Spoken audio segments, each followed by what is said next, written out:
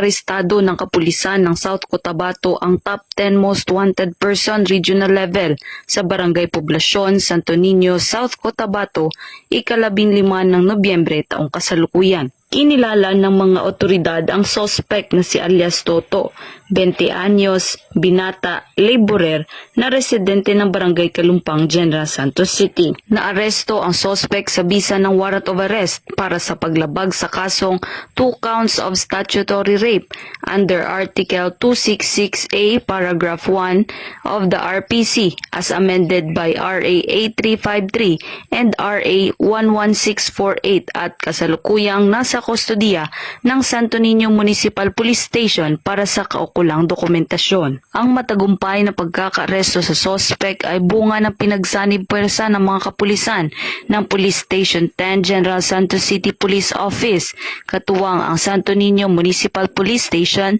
South Cotabato Police Provincial Office at Criminal Investigation Detection Group 12. Ang PNP ay patuloy sa pagsasagawa ng mga operasyon laban sa mga taong may pananagutan sa batas upang mapanatili ang ligtas, tahimik at maayos na komunidad tungo sa isang bagong Pilipinas.